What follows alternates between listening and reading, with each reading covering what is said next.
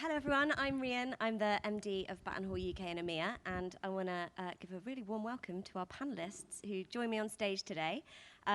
We have Kat Keane, Jade Beason, and Paige Maguire. Panellists, do you want to say a little bit about yourselves? Yeah, hi, I'm Kat. I work at YouTube, heading up social and influencers in the UK and influencers across EMEA. And I've been working with Battenhall for about 4.5 years on my social and community work for YouTube, and actually discovered them originally through that very first Trends talk, which I think was like 11 years ago. Yeah. Thanks, Kat. Over to Jade.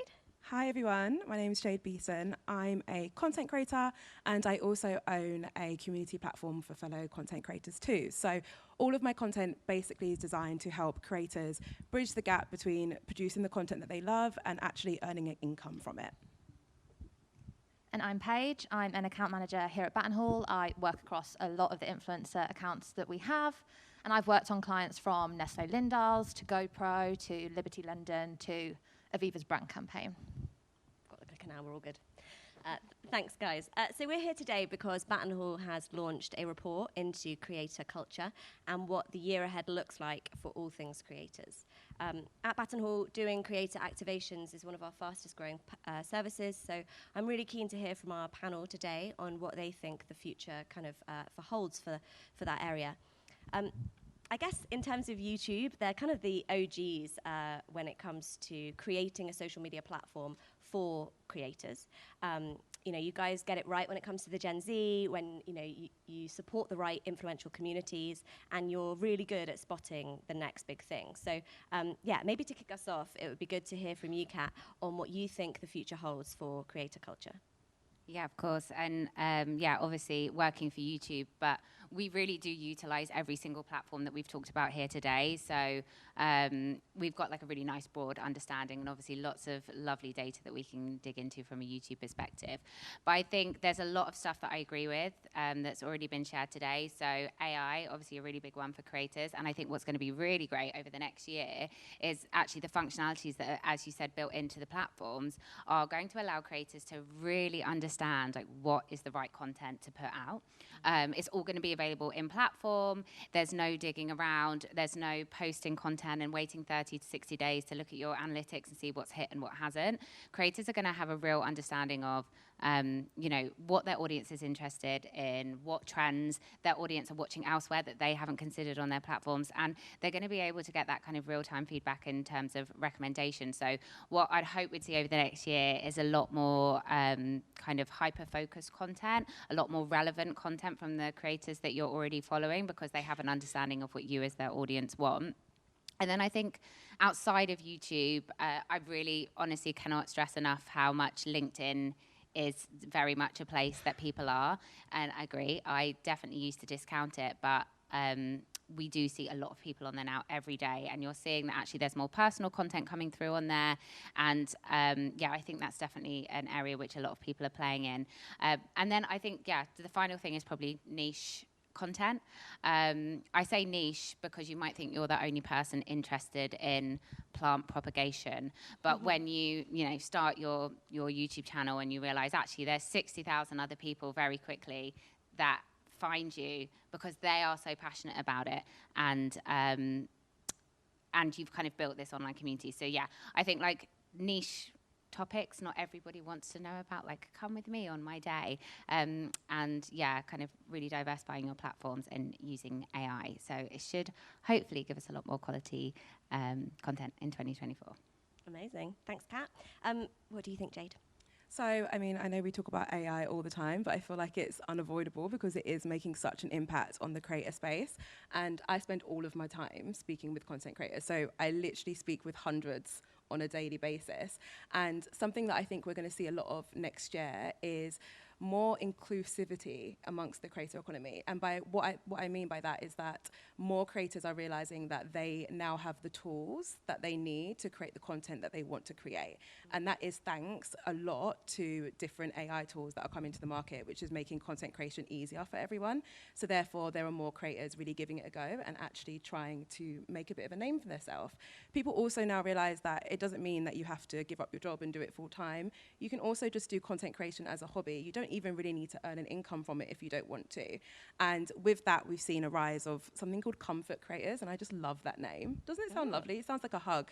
But comfort creators are basically creators who are just like you and us, and, you know, they go to work every day and they just film their day, and like they're very relatable and, you know, buzzword authentic. But I think we're going to continuously see a rise of these types of creators because there's more of a demand for them, and more people are realizing that actually content creation is for everyone. Amazing. And Paige, last but not least, what do you think the future ahead holds? I think from a brand perspective, corporate brands are going to maybe start using creator-led strategies more. There are so many platforms that so many different age demographics are using, and also there's the comfort creators, but also there's like doctors that are now creators, and there's like lawyers and people who've worked in finance, people who've worked in agency like us, and there is so many different people that you could utilize to get your brand messaging across and to like make sure that everyone hears about you and make sure you're hitting all those target audiences. And I obviously think that consumer brands will continue to use consumer-led strategies. But then I also think that creators are going to make brands work a bit harder for the partnerships over the next year, now that the industry has grown so much, and like there's so much money involved in it, and there's such like a specific end goal for some creators of who they want to work with and the niche they want to tap into. If your brand doesn't align with their like ethos and what they're like hoping to achieve in the future, I don't think they're going to agree to it like anywhere near as much as they might have done in the past, especially when channels are growing. Yeah, so just to piggyback on that, I've definitely seen a rise in that. I've seen a shift in the power slightly, whereas before in the early days, from a creator's perspective, if a brand wanted to work with you, you were like, yeah, sure, whatever, pay me whatever you've got, doesn't matter. Before you even know what they want you to sell, they're like, oh, yeah, sure. And that's definitely changing, and I think creators are taking a lot of the power back, and they're being a lot more selective with the brands that they're working with, which is great, because I think it will result in creators creating better content that actually is more true to themselves, which will work for them, it'll work for the brand, and it'll work for their audience too.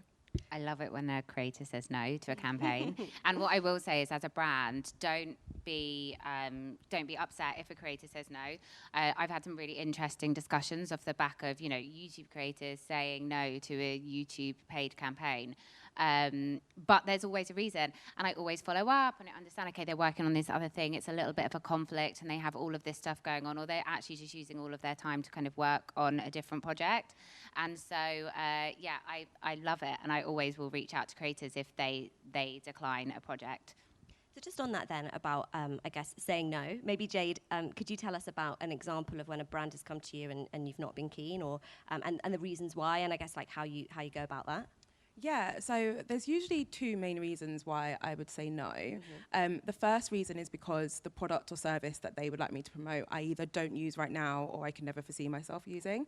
So I think sometimes creators think, well, if I don't use it now, then I can't work with them. But sometimes I found a lot of really incredible tools because someone's pitched to me, and then I've normally negotiated some kind of trial period, and then I'm like, wait, this is actually amazing, so I do want to share that. So that's kind of an obvious one. If you don't feel like you actually believe in the product or service, then it's always an immediate no. The second reason, though, is usually because it doesn't feel like a win-win for both parties. And I think this plays into what we were saying before in terms of creators taking some of their power back.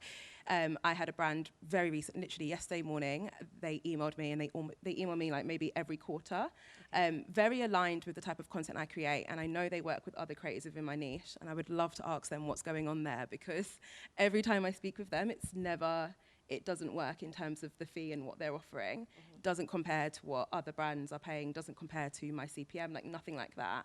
And it's a repeated thing, so it never quite works. A lot of the time I'll offer other forms of sponsorship, though. I do have like newsletters and stuff like that. But when it comes to my YouTube channel, which is my main channel, I'm very restrictive with that. So I want to make sure that if I'm going to essentially give up a video to promote another product, then I need to know that it's going to be a win-win scenario, because YouTube pays me for my content already, so I don't necessarily need to monetize. I love that you look at thing. me like I I'm like it's paying literally, for it's you. literally Kat. She transfers me money every month, and I love her for it.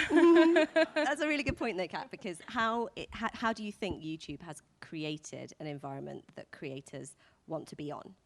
You know, you obviously invest a lot in creating a space where these creators, future ones as well, you know, upcoming talent, want to be and want to use. So can you tell us a bit about that?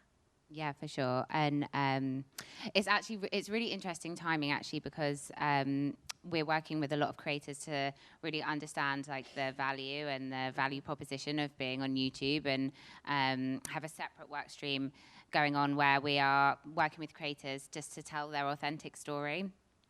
And I think, yeah, it comes down to like, where can you be creative? Where can you build a connection? And where can you make money?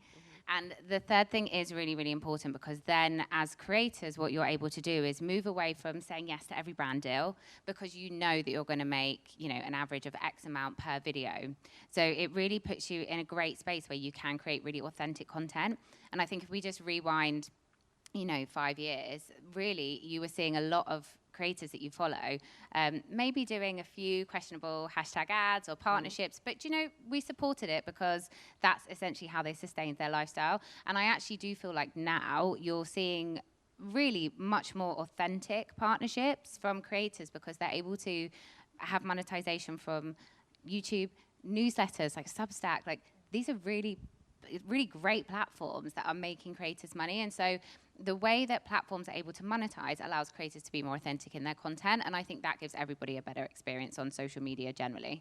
Yeah, I agree. And Paige, just on that, how do you find brands are responding when you as an agency are saying that they need to prioritize, you know, authentic collaboration and, you know, I guess more real and better suited partnerships? I do think brands are becoming a lot more open to it. I feel like there is a big consensus that creators know their audience. They've like built this audience up over years and years. They want to stay true to why the audience has followed them in the first place, and they don't want to be recommending products or services that does not align with that. So when there is pushback, we will explain that, and we'll give some great examples. GoPro, for example, who we do work with, they have like a team of influencers that they use on a long-term basis, and they take them on creator trips. They have affiliate links. They get so much organic mentions and like coverage from these trips, from this paid content. But also just like you look at their Instagram feed and you can tell that it's a GoPro partnership and it's a GoPro creator that you're looking at.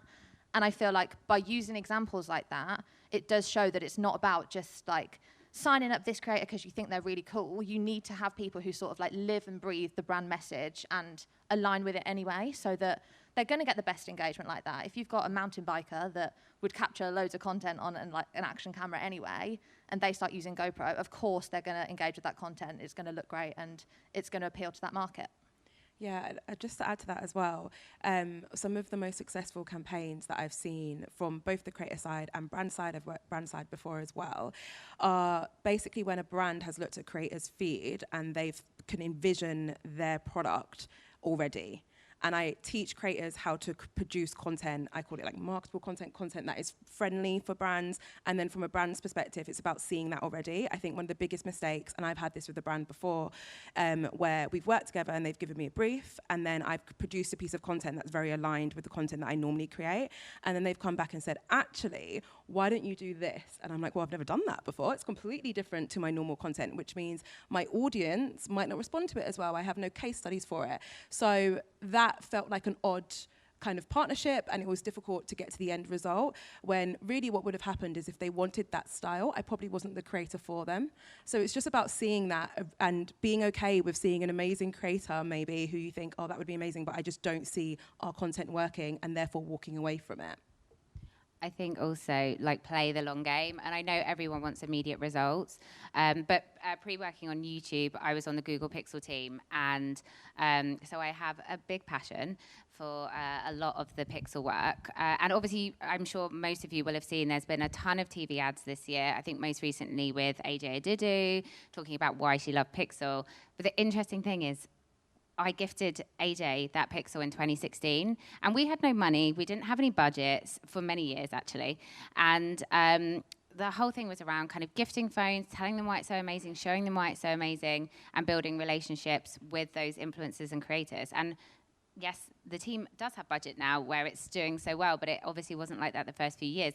And so it's really amazing to see now in 2023 that those people that actually we brought them on as authentic, users of the device in 2016. They weren't being paid to use it. And now, many years later, I know maybe not everyone has that right amount of time, but they are being used as paid brand ambassadors because they authentically use the products. And I know we don't all have, many, many years to wait, but I think about how you can use, whatever the product or the brand is, get it out there, see what people feel, because if somebody is doing an advert for a product and somebody sees them using a competitor product the next day in their non-sponsored content, it actually probably does a little bit more harm for you than good. Yeah, I would agree with that. Just, I guess, on one trend for next year. So if you were to, pick kind of one main thing that you think creators are going to be doing more and more next year that perhaps they've not done yet, what would you say? And maybe that one to you, Jade. Yeah, sure. So I think I alluded to before the fact that there are new tools coming into the market, which is going to make content creation easier. I think a big thing that's going to happen is creators will suddenly realize that they can produce pretty much any idea that they have. And we've never had that before. We've always been limited by the equipment that we have and the budget that we have and our location, etc. But we can actually use different features now to basically put us in a different location if we wanted to. I was speaking at a Made on YouTube event, and they were talking about their dream screen and how you could literally enter a prompt and you can create a piece of content where you're in space. In what world would we have been able to do that previously? So not only does that mean that more creators will be producing incredible content, but it also means that existing creators can push the boundaries of what their content can look like. So I think that's really exciting. Very cool. Same question to you, Kat. Yeah, I think I know I don't want to be that meme like AI, but it is really doing some amazing things. So one of my favorite trends, is it a trend? I don't know, but one of my exciting developments I think for next year is there's some really amazing new functionalities being seen where actually you can dub your videos in a different language and it changes how your mouth moves. And so I think we may think as English-speaking, people, why the need? But you think of all of these areas of the world who maybe actually just aren't getting the same quality content that we're getting here, in English-speaking languages, and the opportunity that gives for creators to actually really broaden their audience, and especially when we think about educational content and informative content, and how we can use that for good. Again, I think we have to be balanced. We need to make sure it's used for good. But I think AI is going to give people the ability to reach more audiences and audience outside of your country. Interesting for us as English speaking, but really interesting for those incredible creators that none of us know about in the areas that actually aren't speaking English as their first language, who are probably doing amazing stuff that's not happening here. So yeah, I think AI is really important for that, and I think for some of the trends we'll see will really be around, as Jay said, playing with the content, but also broadening audience and reach. I love that. Thanks, Kat. Last but not least, Paige, what do you think about that one? I think AI again, of course, like the Maybelline activation that went live with the eyelashes on the tube was amazing. And I feel like creators, when they're briefed for campaigns, are going to have so much more like creative freedom with AI. Like imagine you had like Chunks doing something incredible on like a London landmark. That would get so much more conversation than the already incredibly successful like Maybelline activation. But I also think away from AI, trends would be definitely focused on TikTok Shop. There's over 200,000 sellers now registered on TikTok Shop. And I feel like it is an easy buying process. It's an easy shopping process. It's really seen as quite reliable. It's quite new in the creator space, I would say. So I think that will increase massively for creators and having that sort of output. But also I think creators will be featured a lot more in paid social ads, because obviously using a creator's face and audience is incredible for a brand, especially when it aligns so well, but they can reach beyond that audience as well with the use of the creator in paid ads and make sure that they're really using the profile and showing that relationship as far and wide as they can. Yeah, I feel like also you've just really hit the nail on the head there for 2024 trends, because I know that I just had confirmation overnight that this kind of big, very glossy, hyper shot media campaign that we were due to run next year, that I've been kind of fighting against, being like, guys, I'm doing amazing influencer content in this space. We are now changing that whole media campaign for next year to, instead of being this thing that was going to be shot and produced, that we're now going to turn that into something where all of this kind of, hundreds and hundreds of pieces of influencer content we've done for the campaign this year is now actually going to be what's in this big kind of media and out-of-home campaign. So actually, like, you know, that's super interesting to think about how we use that content in paid media and how people change. And then I think also what you said about kind of TikTok Shop, there's so many other ways to monetize now. Substacks, TikTok shops, people have got like channel memberships. And so I think creators are just becoming brands. They're making money in a way that they're able to sustain themselves without actually necessarily having to do sponsored content. So you need to come to them, like, firstly with a good offer to make it worth their while, and with a good product. All right, amazing. So I think we have only got a few minutes left, so I'm going to do some quick fire questions. Maybe to you first, Jade. You've mentioned a lot about the channels that you're active on. Obviously, you're active across a lot, and I'm keen to hear about your strategy across those. Like, is there one channel in particular that's really delivering for you that maybe the audience need to consider this year? Yeah, for sure. So I'm active across YouTube, TikTok, Instagram, and then separate channels are podcast and my email list. Mm-hmm. But in terms of YouTube, Instagram, and TikTok, YouTube is my core platform because my type of content is educational, and I just, I need time to get a point across. I like long form content, so I would rather speak for 10 minutes than try and wrap things up in 30 seconds, as you could probably tell. So because of that, YouTube's my core platform, and everything else kind of stems from YouTube. So I will have a plan of 2 YouTube videos a week. Those are my 2 core topics that week, and that'll be based on my audience research. And then all my other content across all my other platforms come from that. So that includes my email list as well. Because I would have done the extensive research for those 2 videos, I can break that down into bite-sized pieces of content, carousels, cut downs for TikTok as reels and etc. I can turn it into a blog post. I can turn it into an email list. Yeah, so that's how it works. Cool. Last one to you, Paige. Just on, I guess, how to convince those that maybe are in charge of the marketing spend for creators where to invest in the year ahead. I think it is like proofs in the pudding. It is all about the data and insights. If you can showcase that a campaign has done really well, that you've got like really strong engagement, that you've perhaps drove lots of sales, that you've got more followers on your accounts because of it, I think you should absolutely like put it in front of them and show like the incredible impact that using a creator that already has the audience that we've spoken about, like so invested in what they do and what they promote, just how impactful that can be for the brand themselves. And I also think it's a case of like monitoring sentiment, and if you do have long-term relationships with creators and you'd like to invest more money in that and do more activations with them, showcase all the like organic mentions you get over a year, because like Kat said, it's a long game, and if they're mentioning you all year round and they're promoting you organically to their followers, and if they're just using your products in content or to shoot content, like that is going to be so impactful, and it is such like a long-term form of like promoting your content that you don't even really have to think about once you've got that relationship in place. But it's definitely in the numbers. You need to put the data and insights in front of them and show the conversion of that. Okay, amazing. And then last one to you, Kat. If the audience today were going to follow one creator, so your favourite creator, who would it be? Okay, well, obviously it would be Jade as my first one, so I'll give you 2. No, but honestly, it feels like sometimes sponsored. We were having this conversation earlier because actually a lot of Jade's content is about YouTube.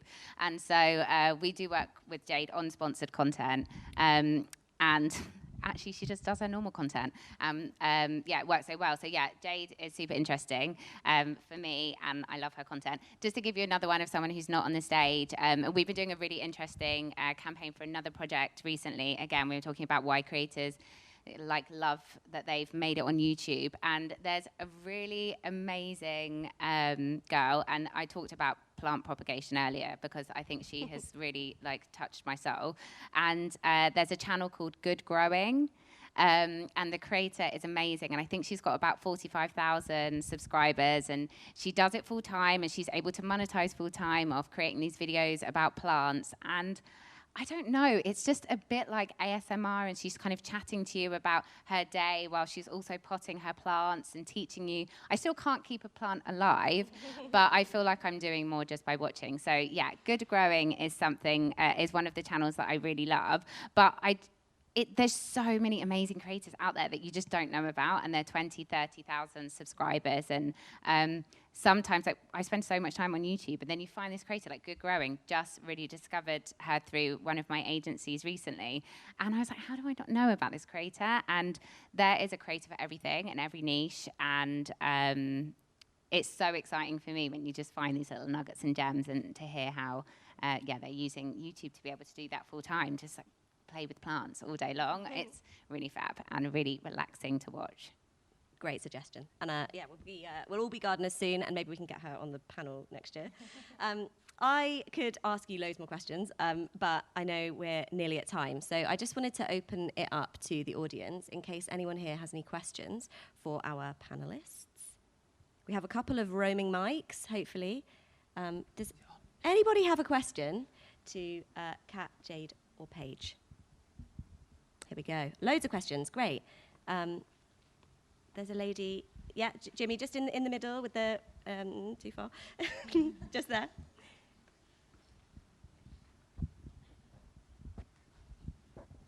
Hi there, great talk, thank you so much. Do you think in 2024 LinkedIn creators will be a thing? It's a thing, right? It is, yeah. I guess, thought leadership on LinkedIn is absolutely massive, and definitely something that B2B brands and clients of ours are doing more of. I shouldn't really be answering that question, though. Over to the panel. Does anybody want to... Yeah, for sure. I think creating your own platform on LinkedIn, like especially if you're in like a position of like authority, a company, it is so important to humanize the brand. And I think getting those like engagements and the conversation started with people that care about your brand or care about like what your brand is doing is really, really crucial. And it's crucial that it does come from people that actually work there as well. You have to show that like there's thought behind it and that there's people behind it, and open up the dialogue. Like people really want to ask questions, they want to give their opinion, and having LinkedIn there as a place to do it, perhaps in a more professional way, but also just because people might want the extra like more formal insights that LinkedIn can put out, I think it's really, really important. And there's actually, I know a few people who have, honestly, just a few thousand people following them on LinkedIn, and they're posting about that. They are being approached now by agencies to do sponsored posts. So all of a sudden, you've got this whole kind of world of micro-influencers, and maybe it's just getting that person to read your research paper, and if you feel a certain type of way and you resonated with what it said, then, you know, we'll sponsor you to actually talk about this research paper. So sometimes it's just these amazing places doing these amazing studies, but they just want to make sure it's getting out there to, you know, a very specific audience. And I think that's where things like that really kind of come into their own. And so, yeah, guys, honestly, maybe there's an alternative monetization for everyone here if they are a bit more active as well. Great. Any other questions? I think there was one at the back.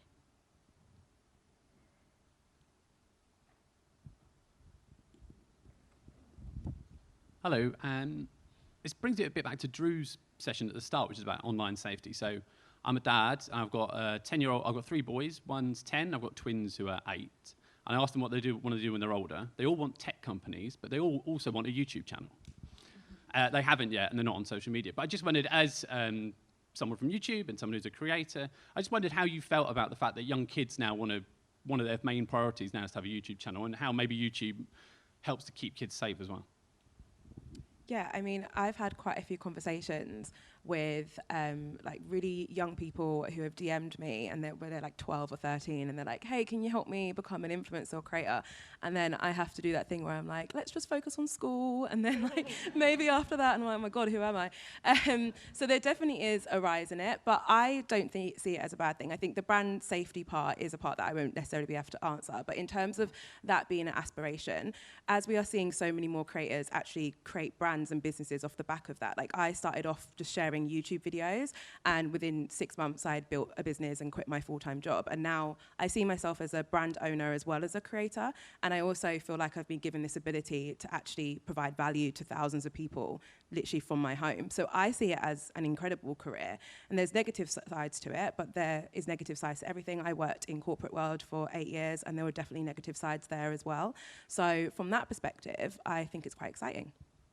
Yeah, and I think, I guess we're at that point now where it's like we need to shift our mindsets, because being a creator and influencer really is the same as people saying, I want to be a footballer or a celebrity or a singer or, you know, a pop star, whatever it might be, because ultimately when we think about YouTube creators, you think of like the sidemen and stuff, they're putting on football matches where more people are tuning in than watch like the final of the World Cup, the final of the Champions League, like all put together. And these creators, who many of us would probably walk past in the street and not recognize, are powerhouses. They're media brands. They are today's pop stars and celebrities. And so, I'm sure there's many people in the room that would have turned around, when they were 10 years old and say, I want to be a celebrity or a pop star or a footballer. It really is the same thing today. Obviously, I can't speak to the other platforms, and obviously I don't work in safety at YouTube, but obviously what I can tell you is there is a huge amount of resources for creators. Obviously, you have to, there's a minimum age to become a creator online. So if somebody wanted to start a channel, they would have to be a certain age. But actually, when you're uploading the content, you would signify like this is content made for children or by children. And then obviously, like you can't have comments on. If there's children in the video, they would automatically disable. And so there's so many tools that are designed there to keep kids safe, to make sure that if they do want to start a YouTube channel, there's some great YouTube channels with kids unboxing toys, and I'm telling you, these people are millions and millions and millions of subscribers, but of course, like, they don't necessarily have all the functionality that you would have if that person was 25. So yeah, I think just think about the way that the landscape is changing. Maybe you want to be looked after in your older age, in which case there's some great monetization options from being a creator. But I think the best thing to do is always explore it with them, help them understand rather than block saying no, and speak to them about some of the safety concerns, help them understand what it looks like to be approached in a DM or in a comment section with something that doesn't seem safe. And if it is something that they want to pursue and they have a specific passion, I think always support their passion, but just help them understand what the good, the bad, and the ugly look like within that space. Great question. I think probably got time for one more. So is there one more question? There's one at the front. Sorry, going back to something you said earlier and something that I do think is changing, but from both a production agency and a creator on the side point of view, how do you put brands in your video authentically within your content, both like at work and in your own kind of creator profiles, but then get that brand to work with you? Because it's something that's quite difficult to balance, because sometimes you show them all the time, so they're getting all that organic free kind of exposure, and so then why would they come to you and pay you for your content? And I think that's something we struggle with both at work and on our channels, to kind of get that balance right. So it just kind of came to me when you talked about it earlier. Yeah, this is such a good question. I get this question a lot as well. And I actually had this exact conversation with a few brands like a week ago, and it was really enlightening, because what they were saying, and these were really big brands, they were saying that they almost only work with creators who have mentioned their product organically in their content before, because they're huge brands and they have a huge, pool of people who want to work with them, and it's the main way they can qualify this creator as someone who is genuinely in love with their brand, right? I think a lot of the time, from the creator's perspective, when we don't want to share the brand already, it comes from a bit of a scarcity point where we're like, oh, well, I've mentioned them twice this week. This is already giving them so much free promo. They're not going to want to pay me. But I can say from that side and from these previous conversations that I had, that it's the complete opposite effect. Every single long-term brand partner that I have, who I've worked with for years now, has come as a result of me mentioning them organically in my content, and them even either finding me because of that, or me pitching, and in my pitch being like, this is every single time I've mentioned you, these are the results from every time I've mentioned you. And that has always, resulted in a very long-term win-win relationship and partnership.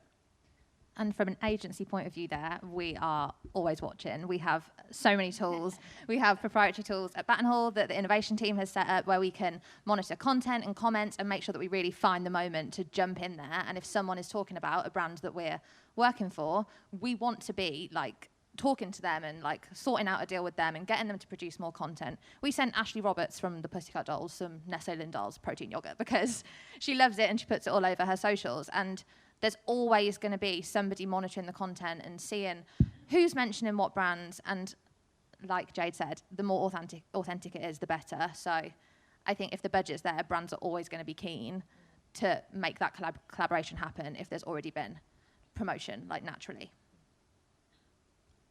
Okay. that wraps our panel. Thank you so much to our panellists. Thanks for joining me on stage today. And thank you all for coming to the Battenhall Trends 2024 event. We really hope you've had a good time, learnt a lot, and there's lots to consider for the year ahead.